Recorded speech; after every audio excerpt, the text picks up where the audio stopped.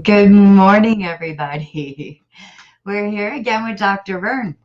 Dr. Vern's going to talk today about the basics of the sympathetic and the parasympathetic nervous system and how some of those nerves correlate with certain functions of our body. And keep in mind, it will be a basic talk because the nervous system is extremely complex. So much so that I don't think even our scientists are aware of everything that our nervous system, excuse, is capable of doing or does. So without further ado, let's welcome Dr. Vern. Good morning. It is so good to see you again. Good morning, and it's good to be seen. Well, that's an old cliche, better to be looking than be looked at. Very good, very good. Yeah, that's true. So, how was your last couple of days with your family? Did you have nice visits? Yes, well, more families coming this afternoon, and they'll be here with us through the Memorial holiday. Nice. So this pandemic's over far enough that we can finally be civilized and human again. Maybe. Well, they'll allow us to do that. well, in this part of the world or little country here, they may, but I don't know. I'm spending my Memorial weekend on the coast, and California's still got some pretty strict rules, I think. So I may not be enjoying it quite as a normal person would, but I'm going to do it as normally as I can. So, Well, good for you. Go for broke. you betcha. I'm never been one to really go with the flow, of everybody else and do what everybody else is doing. I pave my own way. Nothing wrong with you. It's just this other 10 billion people in the world that's got a problem. You don't have any. That's right. That's what I keep saying. I don't know. People just don't listen. You get it. That's the attitude you need to take anymore. Yep. Yep. Getting back to this nervous system thing, it is very complex. And as far as really knowledge about the nervous system, we still haven't scratched the surface of it yet. We're just beginning the last few years to realize how this thing functions and why it functions. This was a problem that the chiropractic profession had for so many years, is that we used the adjustments on the spinal column, and we had theories of what was happening, and we knew that things were happening, and they did happen, but we didn't know why, and we couldn't prove it. But since the onset now of the the electronic microscopes and the research facilities, we now have MRIs and CT scans, and they're really getting into brain scans now. It used to be on brain scans, they would maybe have a dozen probes, but now it's very common to have in excess of 60 different probes.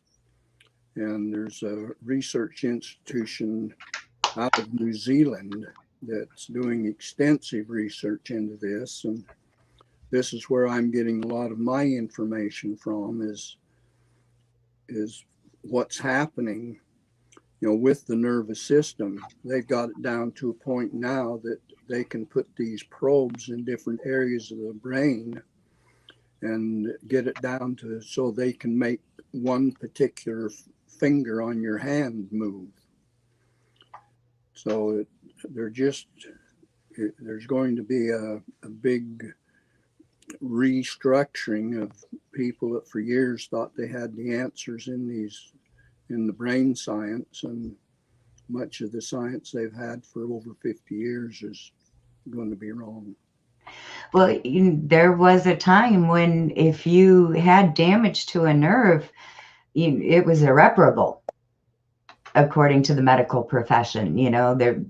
It was damaged for life. But now they've come a long way in maybe not repairing or restructuring maybe some No, nerves. it's whether a nerve recovers or not, and it still is a matter of fact that the myelinated nerve, if it's damaged and the myelin sheath is not damaged, that nerve will eventually regrow.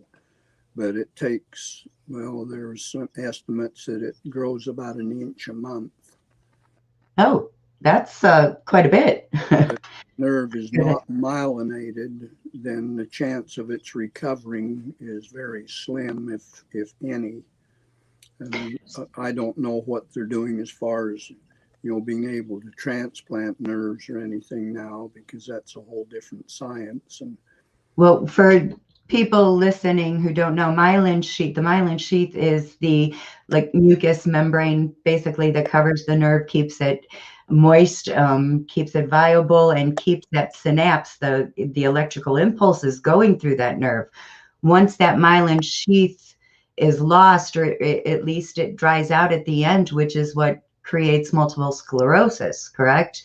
The myelin sheath is lost and the nerve starts to damage itself without it, and well, there's no electrical impulse going. Pardon? It just deteriorates. It isn't a matter that it just dries up. It deteriorates, and the cause is not known. I think that a lot of it is chemicals that we are exposed to through our diets. But that's just my supposition, and I have never been, like I said before, I've never been accused of being a scientist or a chemist, but I have a little common sense. Right. And a little logic that goes with what knowledge I have. That the nervous system in and of itself controls every single part of the human body. And paralysis certainly is an example of that. And I'm a prime example. When that nervous system gets damaged, it does not function. I was paralyzed from my neck down from 2 cervical fractures. So I've been there, I've done that.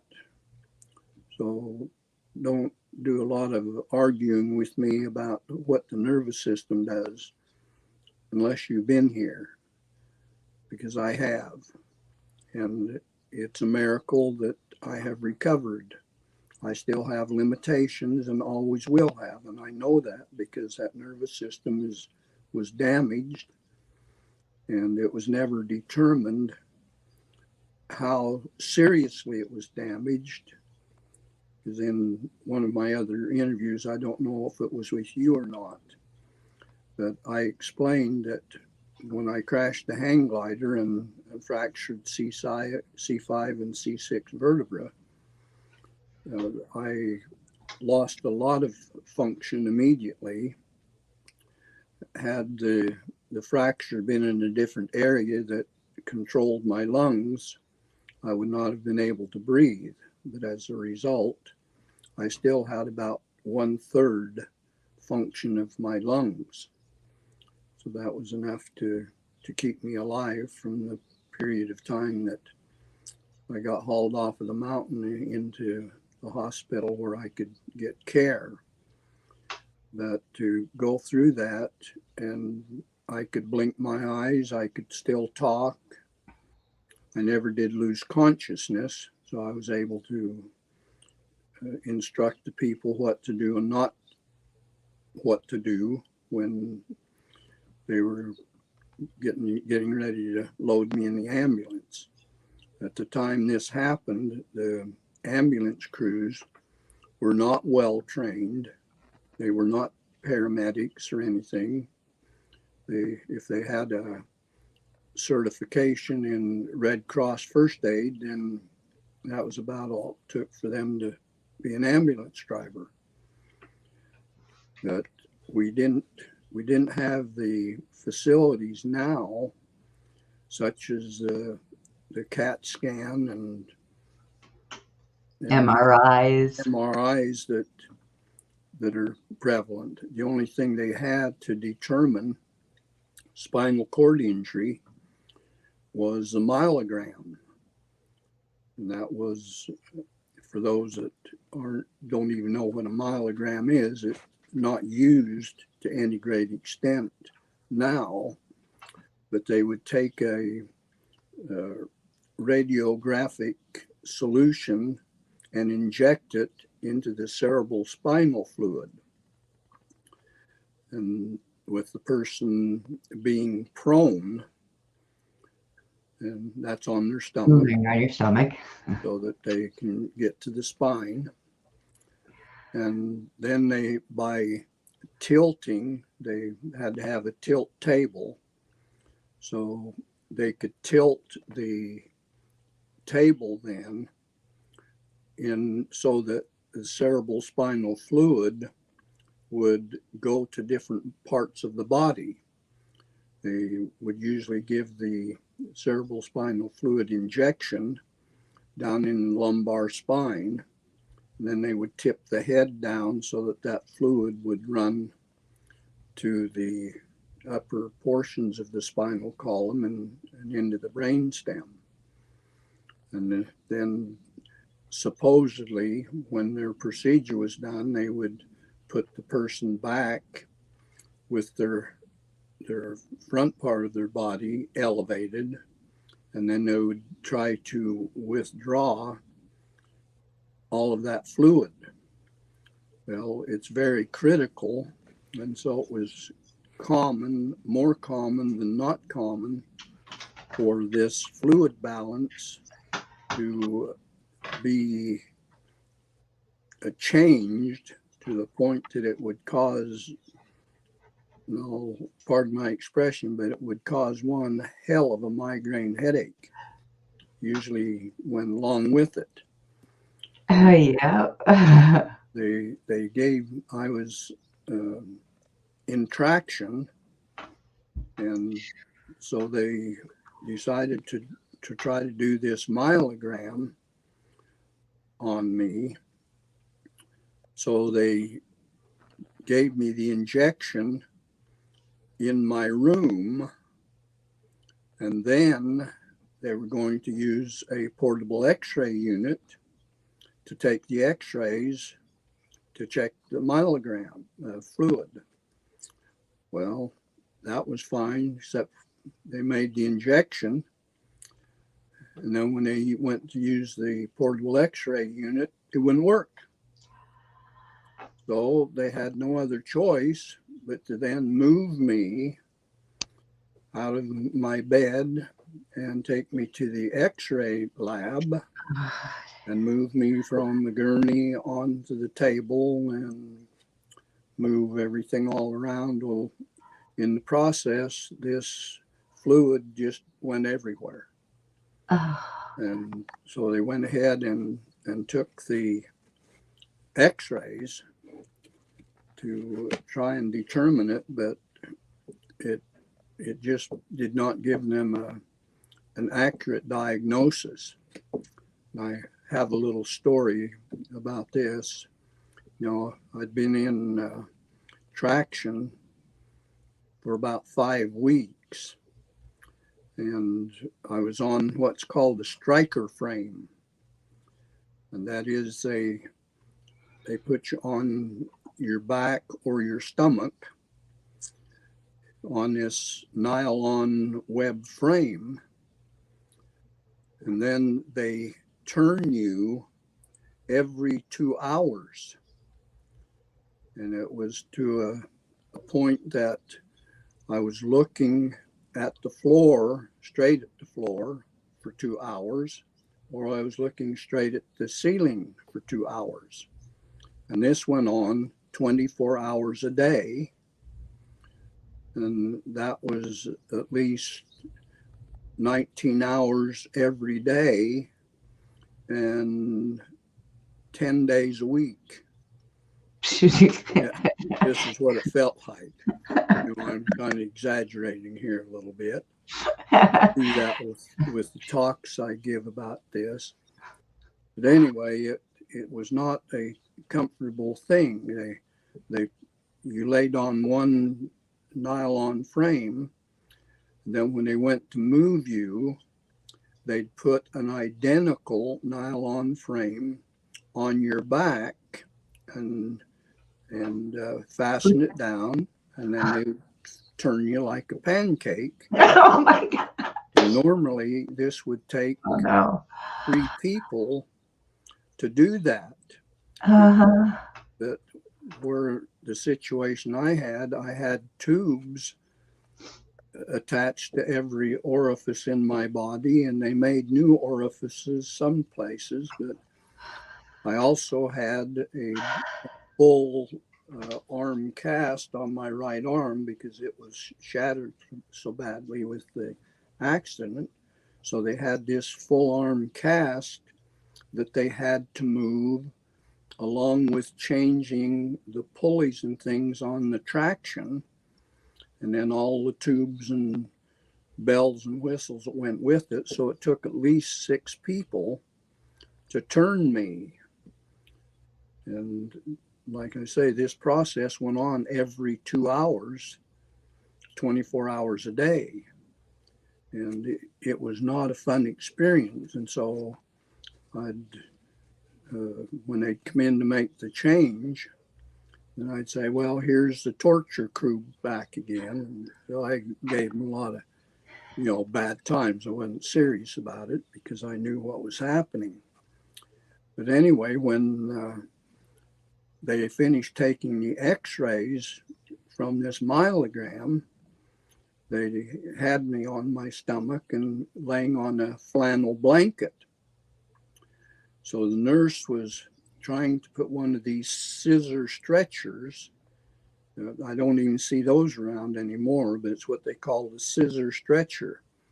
It's a aluminum frame that is bolted at the top, and then this thing, they separate it like a pair of scissors and put it down the portions on each side of you, and then they would bring the handles together underneath your body so that they didn't have to move you.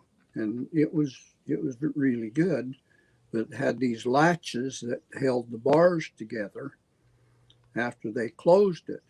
And so the nurse had this scissor stretcher there, and she kept trying to slam the thing together to lock the handles. And she says, "Oh, why won't this thing close?" And I says, "Well, it won't close because you have my penis stuck between the rods." Well, you talk about mayhem. At that moment, I owned the wing of the Holy Cross Hospital.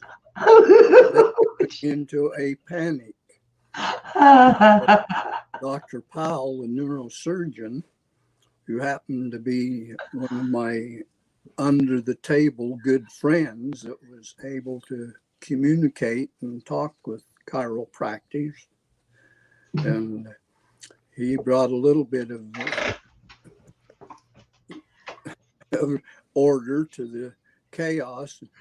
And he says, "Damn you, Vern." He said, "You're not caught in there," he said, "because you're not that big. And besides, I know you can't feel it anyway." I gives a whole new meaning to the term. It gives a whole new meaning to the term, "They've got you by the balls." Well, yeah, somewhat like that. Anyway, I wanted to laugh, but my head hurt too bad. And so I just had to chuckle a little bit. I was getting even with them a little bit. But anyway, back to the original intent of the story here. Oh my gosh.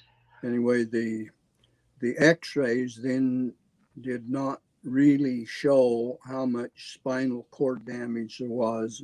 It showed that there was serious tearing of the arachnoid covering of the spinal cord at the level of the fractures. And so there was doubt that I would ever walk again. And I said, I may at some time possibly be able to feed myself, but arrangements were being made for me to be transferred to a military facility in Colorado upon such time that they decided that it wasn't worth trying to do much for me. At that period of time, when you were diagnosed as being a quadriplegic, your life expectancy was at best was 5 to 7 years. And so really not a whole lot was done. There wasn't any nerve testing done on me to see which nerves may still be intact. It was just accepted that I was a quadriplegic, and that was the end of it. It took someone, a celebrity, such as Christopher Reeve. A lot of folks don't even know who that is, but he was Superman. He was the Superman, and he had enough support and financial backing that he proved them wrong that a quadriplegic could maintain and retain a quality of life. So the whole program changed after that. Yeah, but that came so many years after you. I was wishing that they'd had that type of interest. That one of the things that I was very disappointed is now I have these, I'm not sure which way, but have these contractures in my fingers. And at one time, those fingers were straight out. And so they put braces and supports on them to bend the fingers. Had they known and just left them alone, they would have been fine. But when function started to come back, then I got the flexion muscle tone back, but I did not get the extensor muscle tone back. And a normal person, your flexion muscles are always a little bit stronger than your extensor muscles. And if you have a person just stand at ease with their hands and arms hanging loosely down to the side of your body, you can do this yourself sometime. And you will notice that your fingers always have a certain amount of curve in them. And that's natural because the flexor muscles are a little stronger than the extensors. So the stronger I got, the more that the fingers curved. And so I have these contractures that will be here the rest of my life. But they're functional. These cameras are backwards. Yeah, they are. I can straighten the fingers, all of them, and I do this day in and day out. Now this wrist isn't functional very much because there are multiple fractures in the wrist. There's 8 bones that comprise your wrist itself, 8 separate bones. So many of them were smashed, and I had about 15 fractures in my forearm. At one time, they wanted to amputate my arm just below the elbow, because after 16 weeks in that cast that I was talking about, the full arm cast, it was in the cast for 16 weeks, and there was absolutely no healing whatsoever took place. And so I was aware of it, because sometime during the crash, I had smashed my right thumb, and the nail was black. Well, after 16 weeks, there was no change. The cuticle of the nail should have started growing by that period of time, but there wasn't any. And so I knew personally that the bones weren't healing. And so I called that to the orthopedic surgeon's attention. I said, these bones are not healing. And he says, how do you know that? Because we haven't x-rayed it. And I said, you don't need to. I know that the same germ cell layers that build bone also build at the fingernails. And the fingernails aren't healing, so I know the bone isn't either. And he says, oh, well, you're right. I hadn't even thought about that. They x-rayed it and found out, no, there was no healing. So when they suggested the amputation, I said, no, thank you. You can cut my arm off anytime. What are my alternative choices? And they said, well, we can go in and put what's called European plates in the forearm and put a bunch of screws and things in there and hold the bone to stabilize the forearm. Well, we actually have two bones in our forearm, the radius and the ulna. Yes. Right? So do you broke both or shattered both? Both of them in many, many pieces. And so what these European plates are, they're like you took a piece of pipe and cut it long ways. And then there's one half. So like they put sheathed the bone? Yeah, well, they laid it alongside of the bone. They split the arm open and laid these tubes long ways, which were split. So it was like a half of a tube. And where they could find a piece of bone large enough, they drilled through the metal plate into the bone. The plate's on the outside of the bone. And so they would drill a hole through the metal plate and into the bone and put screws in there. So I have, I think, 16 or 18 screws in my forearm here now, as well as those two plates. And so after a period of time, and this is what we got into a discussion, I mentioned it before, for all of those fractures to finally totally heal and become new bone, it took between 7 and 8 years. And I was told by several orthopedic surgeons that's not possible, because any growth and correction you're going to make has to happen within 2 years.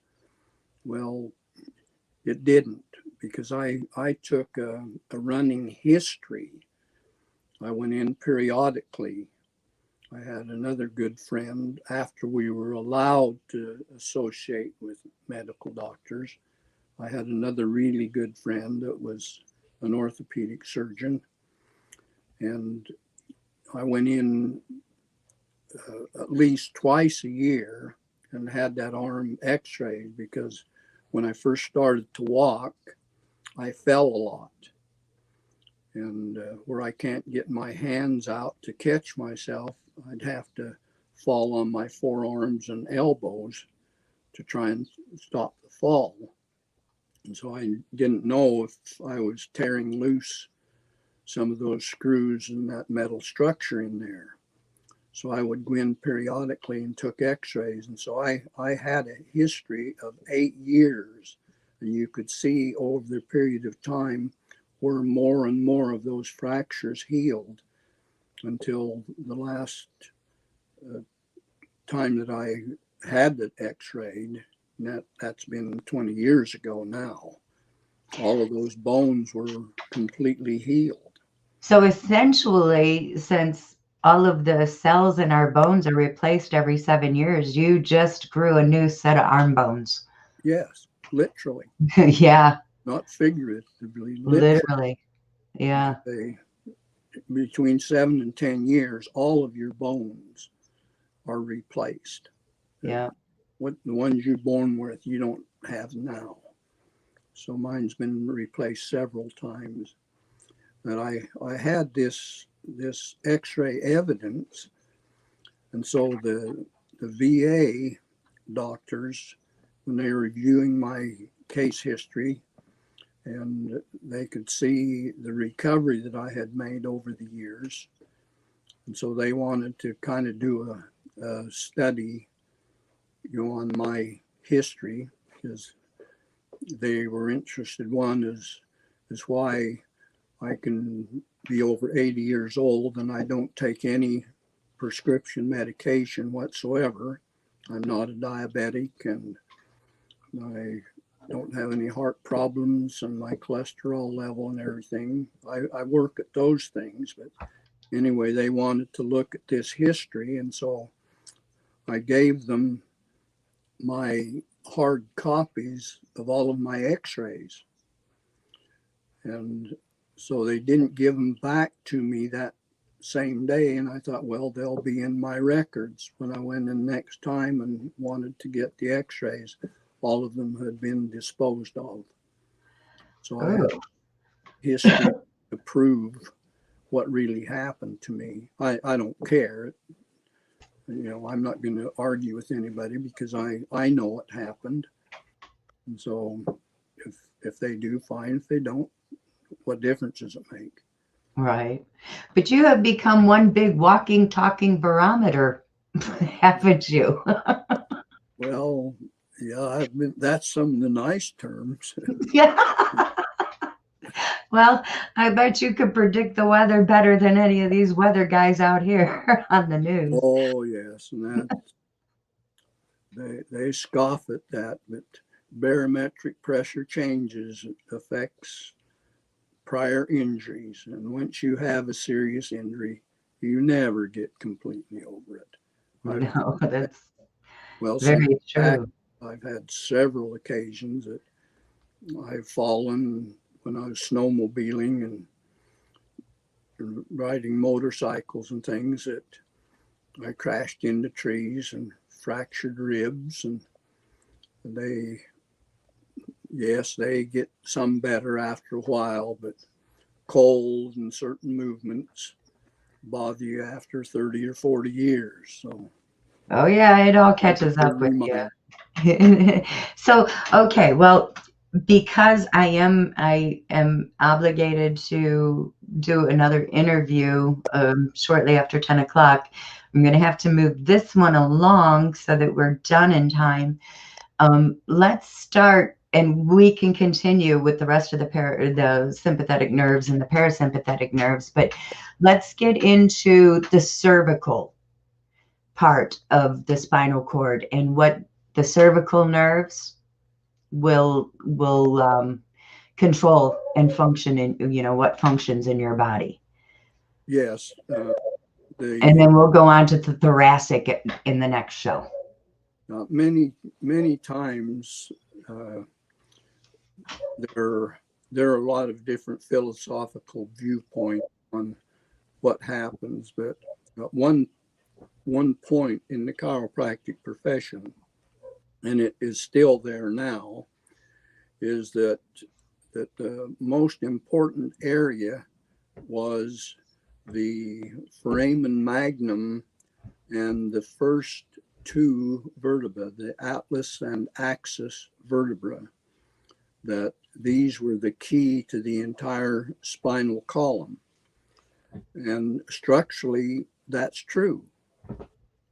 And so the emphasis was in the chiropractic profession that you could just adjust, manipulate the first two segments of the cervical spine, and it would eventually bring about changes in the rest of the spine. And basically, that's true. But the whole spine functions as one functional unit. And so what affects one part of the spine automatically affects the rest of the spine, if nothing more than gravitational balance. You must have gravitational balance. And that's the coordination of the perceptions in your spinal column and all of your muscles with the leveling mechanism in your ears. But when you come right down to the physiology and the anatomy, the spinal cord, which is an extension of the brain stem itself, passes through that foramen magnum and affected by those top two vertebrae. So all of the nerves in the body basically have to go through that area. And so the cervical spine is certainly very critical in body function, because the nerves that go through that foramen magnum and enter into the spinal column go to every single part of your body, even the toenails on your big toe. Now, so anything in that cervical area can affect every single part of your body. so going through those first two vertebrae, are you, both your sympathetic and parasympathetic nerves? Oh, yes. Yeah, And what is the difference between the sympathetic and the parasympathetic nervous system? Well, that's a very complicated thing too. You have what is called the voluntary. See, we're even getting into another aspect of it. Okay, well, let's just voluntary nerves, you have involuntary nerves. Now, I can stop breathing right now. I can hold my breath. And this is voluntary. But because of the critical nature of me breathing, my voluntary nervous system can only control it up to a certain point. Then the involuntary nervous system, which is the sympathetic nervous system, kicks in and it maintains vital function. So your sympathetic nervous system would be considered the hard drive of the computer. Yes, it's the autonomic nervous system.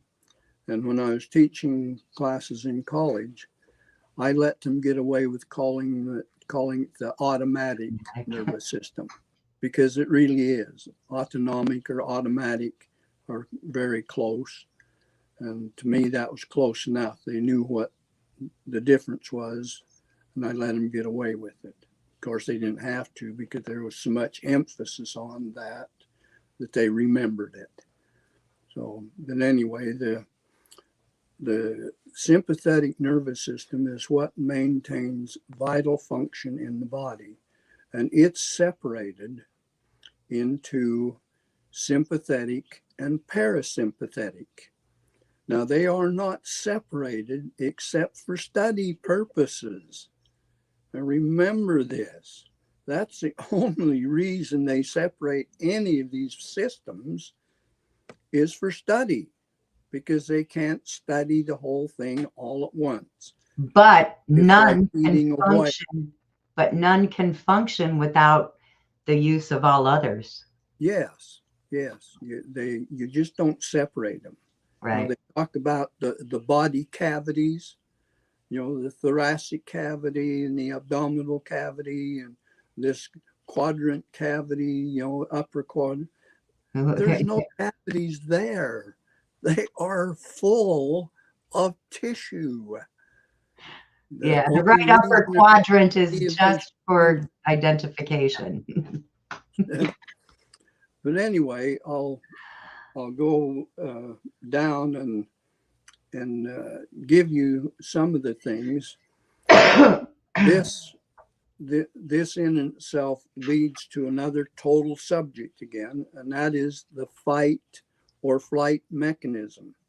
Now, this is a basic survival system of the human body that's been there since there was a human body, that keeps the thing functioning, and it's greatly involved with the sympathetic and parasympathetic nervous system. And one being that in fight or flight, the sympathetic nervous system dilates the pupils in your eyes. It makes it so that you get a broad view of everything, because the body wants the peripheral vision so they can run, they can get away from whatever the threat is. And so this is only one function. Then and these might seem minor things, but at the same time it dilates the pupils, it reduces saliva. Now, is that critical? Well, yeah, it is, because saliva is part of the digestive system.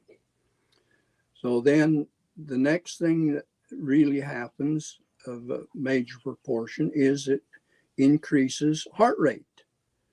Your heart immediately speeds up. Then it constricts the skeletal blood vessels. Now, it increases the blood pressure in the skeletal blood vessels to go along with the increased heart rate, because they want you to have this energy. The parasympathetic nerve system works just the opposite of all of these other things. The parasympathetic nervous system closes off the blood vessels going to your digestive tract, because they don't want the blood supply going to digest food. They want it to go to the muscles so you can escape and get away. Well, it just goes down the whole gamut here. It increases the sympathetic nervous system, shuts down the peristaltic action, the milking of the intestinal tract, and the parasympathetic, does the opposite when we're not in this fight or flight mechanism. And I know I've been through this in one of our other interviews. Your adrenal glands kick in, and you get this adrenaline rush, because it gives you tremendous inner energy, the adrenaline itself, but it also shuts off the function of the pancreas so that you're not producing insulin, because insulin lowers blood sugar. Well, when you're in a fight or flight mechanism, you don't want your blood sugar lowered. Nope. You want more sugar in your blood, because that's where you get your energy from. So it's a vicious cycle there. And I've talked about this before. We are an adrenaline rush society right now. All of this stress keeps us in a state of fight or flight. So it's no wonder. Very unhealthy for us. Absolutely, it's unhealthy. And I'm surprised that there aren't more true cases of diabetes than there are, because of this adrenaline insulin reaction. But it not only affects just those two glands, it bothers all of the glands your hormone system, even your immune system. They All of these things are affected because of this adrenaline rush that we're living under all the time. and the extension of the hours that we keep our bodies awoke, the artificial light that we can, you know, stay under to stay awake and all of that. Our body is not meant to do that. And I kind of discovered that through my ferrets. I had ferrets for a long time, and they developed adrenal disease or adrenal cancer. And when I went into the research about why ferrets so often develop the adrenal cancer, it mentioned the extension of the daylight hours and the artificial light. And our bodies are meant to rest during those dark hours. And we are technically animals who are meant to sort of hibernate during the winter, more or less, kind of like bears do. A lot of the artificial means to keep us awoke and functioning create an adrenal issue with us and animals, apparently. Well, that's true. There isn't a whole lot said about our so-called body clock. Well, we do have a body clock, and there's been study after study done that verifies it. There are at least 2 to 3 hours of a certain time of the morning that your body shuts everything else down and just heals itself. And so when you get restless and you're not getting proper rest, and you're not getting this full 8 hours of rest, then your body doesn't get the time it needs to heal itself, and it goes on and on and on. And over a period of time, then these things become chronic, and some of them become irreversible after so long a period of time. No matter what you do, you're not going to correct them. But many of us spend more than 8 hours in bed, but we do not get 8 hours of rest. Right. And that's costly to us. We have to get that body free time that it can heal itself. And then all of this is determined on what we eat during the day and other activities that we do. We abuse our bodies probably 20 hours of every 24 days a day, and wonder why we get these maladies. And then you get chemical and foods that are poisoned on top of it. It's amazing. And then our water, you can't even, I mean, half the people who live in cities and stuff, they can't even drink their own tap water that's so full of arsenic and fluoride and all kinds of stuff that we really should not consume. No, we shouldn't. But getting back to this cervical nervous system, that it's very critical, because I can certainly relate to that, because that's where my major fractures were. It's C5 and C6, and all of these things have as I mentioned, all of those nerves that go any place else in the body have a connection. Some of your cranial nerves never leave the skull, but the ones that leave the skull have recurrent nerves that tie into the spinal column and go back and coordinate with those cranial nerves, even if there's no direct in route connection with those. But everything, as far as your body's concerned, has to go through that cervical spine. Right from the get-go. So that's why when you're damaged in the cervical area, You have a tendency to become the quadriplegic rather than paraplegic. If you're damaged further down, you might lose the use of your legs or your lower extremities, but in the cervical area, you're almost sure to lose the upper extremities as well. Yeah. You're very lucky not to have lost the sympathetic nerves or the autonomic nerves. To have damaged those would have meant you'd be on a respirator, artificial breathing and all that.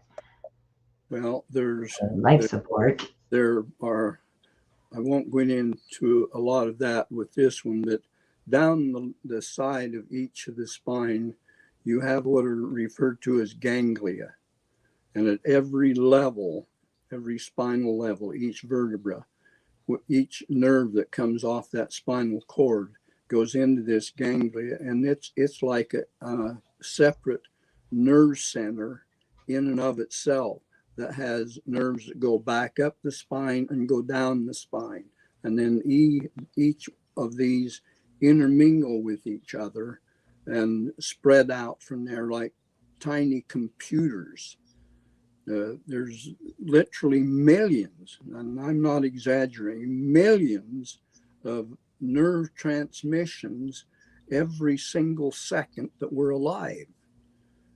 It's like 200 and, oh, there was some figure, 240 million every second that go out. So we're a walking computer. And that's a lot of activity.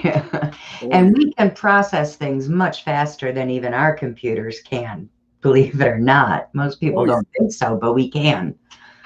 Well, and this computer that we have has to program that computer. So let's don't give all this technology a lot of credit, because it's preceded by something far more complex and by all means far more important.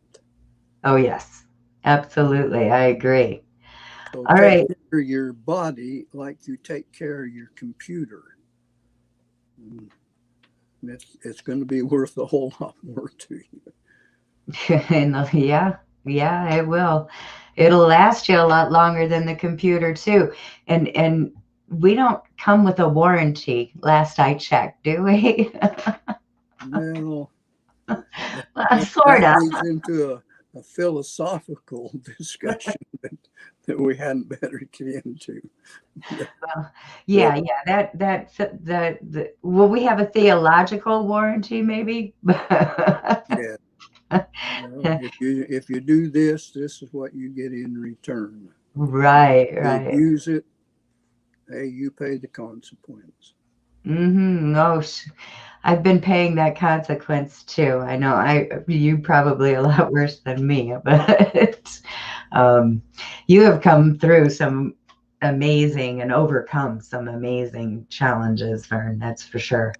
I'm going to go ahead and say goodbye to everybody now, and we'll cut it out there. We'll resume again. I'm going to say next week because I'm hitting the beach this weekend. It's Memorial weekend. Everybody is going to be busy.